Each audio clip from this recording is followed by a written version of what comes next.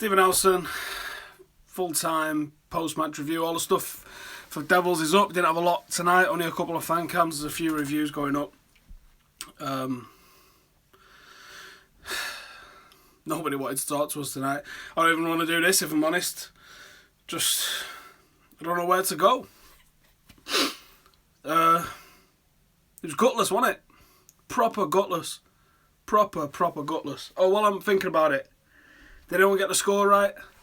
And did anybody get the team right? I've got them USB memory sticks for you as a prize. And it's not down here, it's downstairs. I've got a cap as well. So I need some ideas off you for how I can do a giveaway with one of them caps. But anyway, back into it. I don't really want to talk about the game. How do we get out of this funk that we're in? Rio Ferdinand and Paul Scholes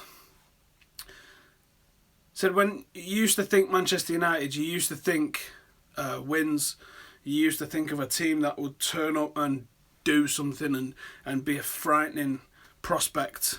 And for most of my adult life, in fact most of my life, full stops, probably since I'd say the early 90s, I don't think we was a scary team in the early 90s. Even when we won that first title, I wouldn't have said we was a scary team. I think we became a scary team maybe the year after. And from then on, we've been a scary team. And it's probably only been 2004 to 2007 where we wasn't a scary team.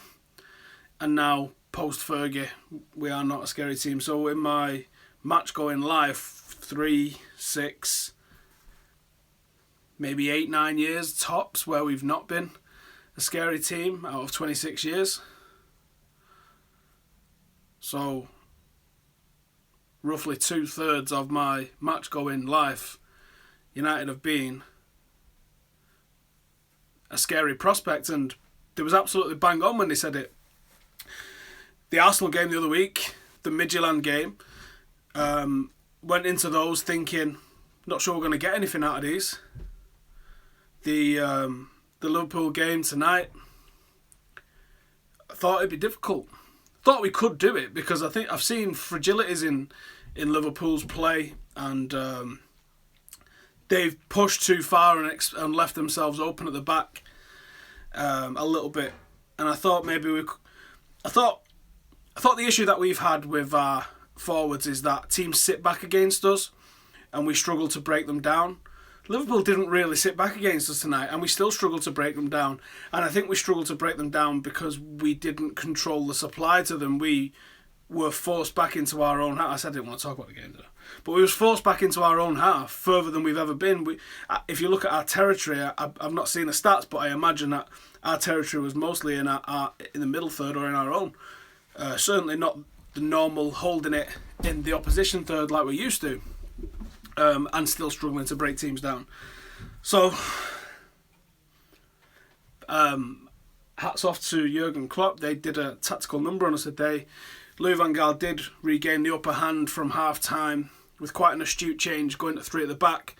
But ultimately, the momentum was still with Liverpool, and they regained that momentum once they switched it back themselves, and it was too late for us to even try anything going on from that point. So, now what? We're looking at the season being over by March the 20th. And not in a positive way of the season being over like it can be in Germany or Spain or Scotland. We're looking at being over. And then what? I've not known this as a United fan. I've always known the season ending at the end of the season.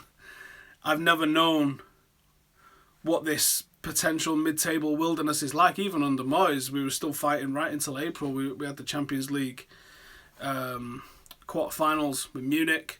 There were still things happening, and it was only those final 4 games where it really went off. And we've got 9 games left. This is a long way out. I do not see us getting a result against West Ham on Sunday. They give us a tough game earlier in the season, where we was the better side, and I think it ended 0-0. I can't remember off the top of my head. I feel that was one of the 0-0 games. And they didn't really show much in that game. But since then, they've done really well. They find themselves in a strong position now in the table. And with a little bit of a push, they could find themselves in the top four, because I still don't think City are secure in the top four. I don't think Arsenal are secure in the top four. I think the only two that are secure in the top four is Leicester and Tottenham at the moment. Top four is not gone for us right now. But by our next league game, which is Man City, it well could be. Even a point is not good enough for us there. But I don't see us getting the win. I don't see where a performance comes from in our team at the moment. And I don't know what you can do. I mean, we all joke, don't we, say, play the kids and let's see what they do. I mean, maybe moving Blind into midfield, putting Fosu at the back, give us at least a physically strong line. Rojo, Varela, Smalling and Fosu Mensah, at least physically, are going to do something. That might help us get a foothold in midfield, because today we didn't have anything in midfield. Fellaini's a fucking liability. I mean, how the guy can even move on a pitch. He is literally 3 seconds from a yellow card at any stage of the game. He's so clumsy, so just awkward. And I don't think he's certainly not a cultured footballer. I don't think you could describe him as that. I think that would be fair. And I like him as a Plan B player. I like him as a squad player, but this was pretty much our biggest game of the season, and he gets a start in it. Now, I know he's had an injury, and he's been out with it. And maybe the sort of injury that he's had is right to put him ahead of the likes of Schweinsteiger, who's coming back from a knee injury, which can be, pretty tough to get over, especially when you've had issues like Schweinsteiger's had with his knees in the past. So maybe it was the right option to go with him. I like Fellaini as the option with 10 minutes to go, when you're like, okay, we've done this all game and it hasn't worked. Let's try this. Because we didn't even pump any balls up to him. We didn't get him in the box and have him cause havoc, which is what he's pretty good at. I mean, he's not got the ability to bring it down and do anything with it more often than not, but he does cause that havoc. He does force you to mark a couple of people, or a couple of people to mark him, and he does. It's like a goalkeeper going up for it, and it just causes chaos when he gets in there. But asking him to have the positional discipline and the tactical discipline to play in a game against Liverpool like this, against that admittedly very good tactician in Jurgen Klopp, was bad news. So how do we go from it? How do we get that invincibility back? How do we get that expectation back? Because at the moment, the fans have got an expectation which is wholly unrealistic when you look at our squad at the moment. And I do think that most of the young players that we've got are going to develop into... I'm talking about the first team ones like Memphis and Marshall. Most of them are going to develop into genuine world-class players. I'm pretty certain of that. And some of the academy lads that we've seen debuts of, Timothy Fosu Mensah. And I think Rashford's definitely got something about him. And there's others, Pereira, that are undoubtedly going to be world-class players when they develop fully. These lads need game time to get up there. And it's just a case of putting in the hours and putting in the games and getting those numbers underneath the belt. Once they've got those numbers under the belt, they will be, at some stage, world-class footballers. But it was too late for Louis van Gaal. It's too late for this season. It's probably too late for next season, if I'm being honest as well. So what do we do in the interim? Because yes, there is an expectation that United should be winning, and I'm 100% behind that. United should be winning, and I want us to be winning. But there also needs to be a realism that when you look at the Premier League table this season and just look at the absolute chaos that has been caused, we can't have a divine right to be at the top of that. We have to earn that right the same as everybody else does. Leicester went from nothing to potential champions, and people are constantly pointing out Leicester. Look how well they did. The expectation on Leicester and the pressures on Leicester are entirely different than they are on United. People are not stepping their game up when they face Leicester in the same way that they do when they face United. And that's a fact. And whether that's conscious in people are like, no, we treat every game the same. I guarantee it's a fact. I guarantee people step their game up when they come to a packed Old Trafford more than they do when they go to a King Power that's not even half the size. I guarantee that's how it goes down. I guarantee that. You can't help. It's human nature. There's people speak about playing at Old Trafford their entire lives. People are naturally going to step up. They still see that badge on their chest and they're still going to play against that badge more than the moron that's wearing it at the moment. And we can change the manager all we like. And you're going to get slight blips and slight increases in performance with changing managers. But ultimately, there's the personnel that you're looking at. And you have to say, occasionally you get a team outperforming their ability, but it's an extreme rarity. That's why bookies make so much money, because they can predict more or less what's going to happen, and then they give you odds based on that. If it was complete random, then bookies wouldn't exist, because they wouldn't be able to predict the market, and they wouldn't be able to swing it in their favour to make money. Leicester are an anomaly at the moment. You could probably argue Tottenham are an anomaly as well.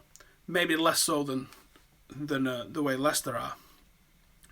Everyone generally hits their average that they're on. And you can improve it and you can decline it. But that takes a long time. It generally doesn't just fall off the way we saw it fall off with David Moyes. Van Gaal righted that and we finished 4th, despite some pretty poor performances. This season, I think we'll finish 4th or 5th. So we're in the general vicinity. And all that's happened is Tottenham and Leicester have come in above us and they've pushed us down. Chelsea have obviously fell out of it. But still getting an unbelievably easy ride in the press, despite their position. I saw this earlier as well, actually, that United make the media money. When United was doing well, we got slagged off. Now we're doing poor, we get slagged off. We're news no matter what happens, which is the annoyance of being a United fan, because they will pick up on the smallest little thing and they'll make news out of it because they know that us as fans are fucking stupid enough to click it.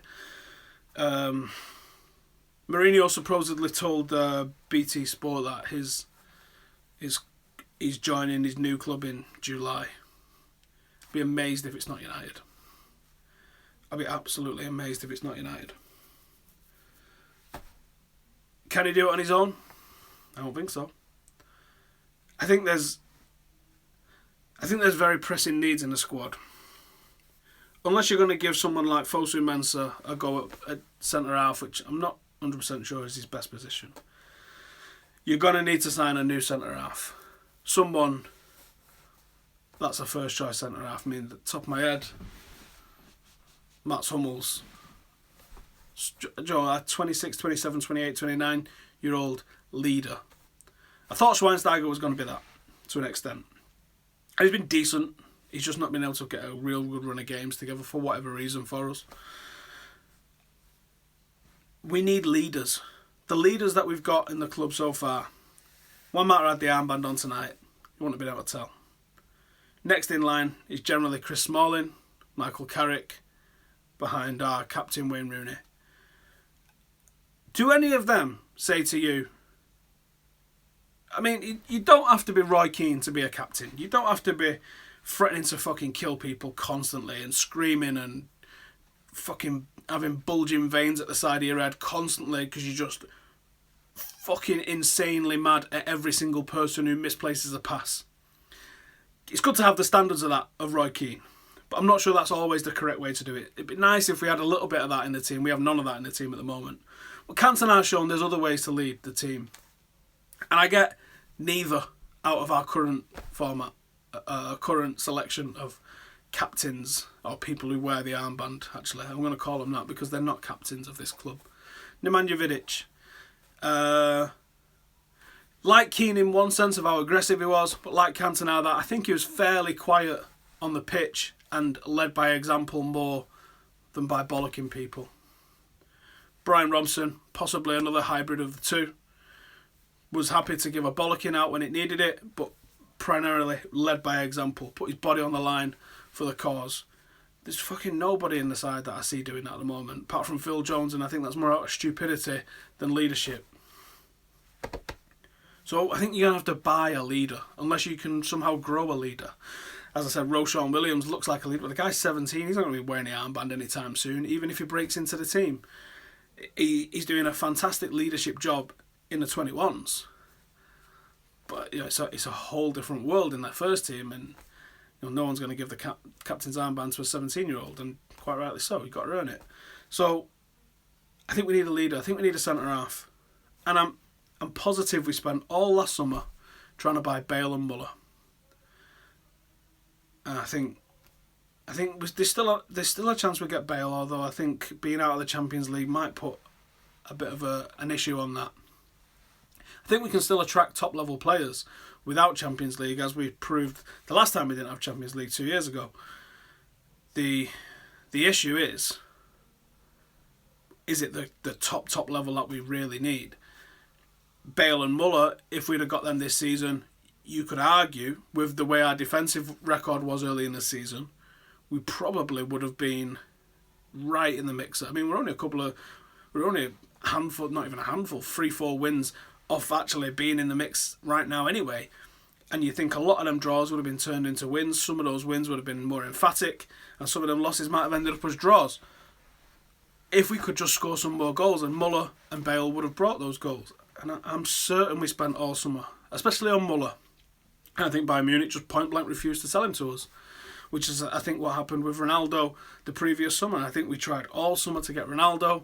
The rumours don't always come from nothing. The rumours sometimes are founded in a bit of truth, and I think Perez just point blank refused to sell him to us.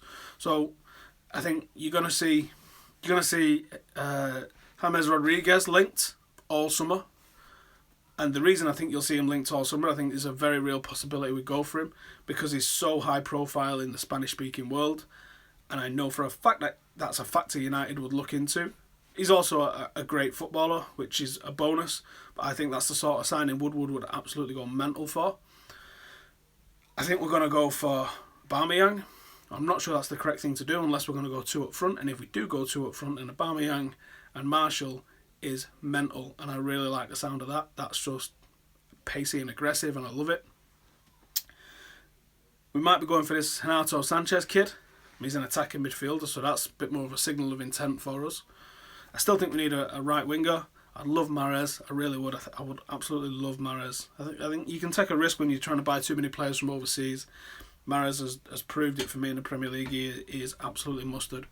I'd get him in. And I said we need a defender. Maybe that guy. Probably not going to be available, I wouldn't have thought. Dortmund looking great at the moment. So you're going to struggle, aren't you? Who are you going to sign? But I think we need somebody. I really do think we need somebody. And you can't just... Can you just buy a leader? I think a leader really should be someone grown internally. And I do think Wayne Rooney's off to China, which obviously is linked to all of those. The good thing about him going China is you might get a transfer fee for him, looking at what they've just paid recently for some players. Which would be a bonus, wouldn't it? Because I wouldn't expect anyone to pay anything for Rooney. I'd be happy just to see him go, to be honest. I think we as a club need to move on from the post-Fergie era.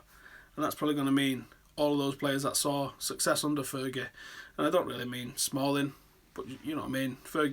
Rooney's been there 10 years, 12 years. I think he needs to be moved on for us to be able to develop and grow. Now, we lost a lot of experience with Vidic and Evra and Rio and Giggs and Scholes all going. Can't really replace that straight away, can you? I think that's why we probably went with Schweinsteiger. I wouldn't mind seeing us go for Ibrahimovic, in all honesty, either, because, yeah, he's getting old. I wouldn't expect him to play every game, but I think he can offer that sort of attitude and confidence and charisma. And I think he wouldn't stand for losing the way we're losing some games at the moment. I think he would demand more. His ego demands more. And to be fair, I think, as much as we wouldn't like to admit it, Zlatan's ego is quite aligned to a Manchester United as a club's ego about being the best. And, you know, maybe he's never been the best in the world. He's never won a Ballon d'Or, so I think it's quite comfortable you can say he's never been the best in the world. But he thinks he's the best in the world. And for all our dominance that we've had in England, there's not really any time that you could have said Manchester. I mean, there was a time that United was top of the UEFA coefficients, so according to the UEFA coefficients, we was the best in the world. We've also been world champions. But is there really a time that you said United were best in the world? The best team in the world when we won the Champions League in '99 was Juventus. There's no argument with that. The best team in the world when we won it in 2008. Was it us? We scraped through Barcelona, and then Barcelona went on to win. They won Champions Leagues either side of us, so you'd have to argue that Barcelona was the best team in the world when we won it in 2008. So, have United ever been best in the world? Probably not. We still call ourselves the best in the world. I think Zlatan's ego is very aligned to our own, and I think he would suit us.